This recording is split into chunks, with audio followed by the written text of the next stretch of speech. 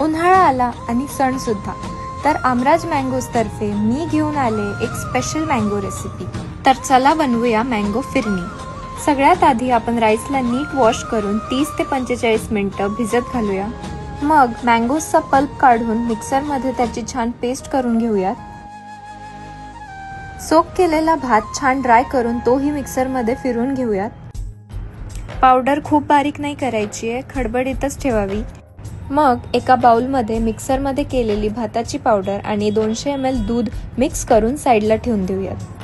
त्यानंतर मीडियम फ्लेमवर कढाई ठेवून त्यात 800 ml दूध टाकूया आणि थोडी उकळी आली की त्यात आपण तयार केलेलं दूध आणि भाताचं मिक्सचर ॲड करूयात। जोपर्यंत हे मिक्सचर घट्ट होतंय तोपर्यंत अधूनमधून मिक्स करत राहायचं आणि जेव्हा हे मिक्सचर या कन्सिस्टन्सीला येईल तेव्हा गॅस बंद करून आपण मँगोची तयार केलेली पेस्ट ॲड करूया।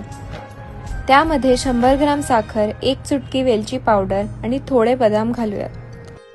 हे छान मिक्स करून यांना छोट्या कंटेनर्समध्ये ट्रान्सफर करून फ्रीजमध्ये 3 ते 4 तासांसाठी सेट व्हायला ठेवून देऊयात। सेट झाल्यावर मँगोचे छोटे पीसेस करून त्याने आपल्या फिरणीला छान गार्निश करून घेऊयात आणि याच सोबत आपली मँगो फिरनी रेडी झाली आहे। तुम्ही पण या गुढीपाडव्याला आणि अक्षय तृतीयाला ही रेसिपी नक्की ट्राय करून शेअर करा आणि आपल्या फॅमिली सोबत मँगोजचा आस्वाद घ्या। बाय।